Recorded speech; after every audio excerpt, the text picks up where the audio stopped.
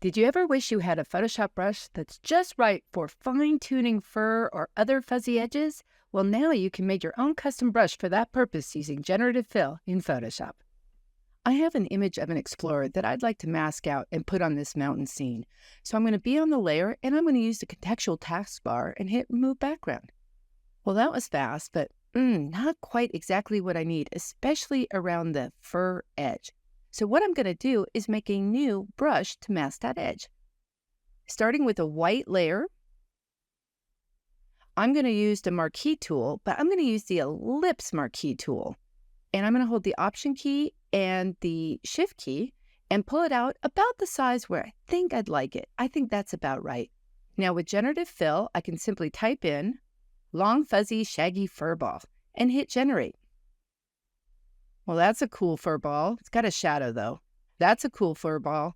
Oh, that's the one I'm going to use because it has no shadow. I'm going to go ahead and delete the ones I don't want to keep my file clean. Now, all I'm going to do is I'm going to do a levels move. So under Image Adjustment Levels,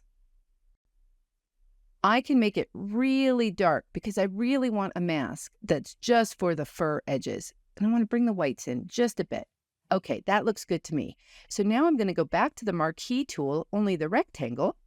Again, hold the Option key and the Shift key to select around it.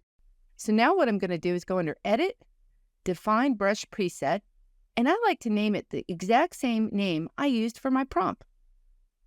Let's see what that brush now looks like. I'm going to deselect, Command D, go to my brush palette. You'll notice the last brush you made will show up there. And let's go ahead and tap on this white with black color and see what we got. Oh, that's amazing, right? Now, if you want to change it up, tap on the brush settings and you can tap on Shape Dynamics and let's change that angle jitter so it'll spin a little bit. Close that. Oh yeah, that gives me a little more variation. I think this is going to be fantastic.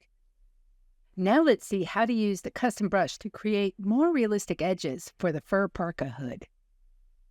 I started with the lasso selection of just the parka hood. I did this to ensure that only the area of the layer mask would be affected by the fuzzy brush.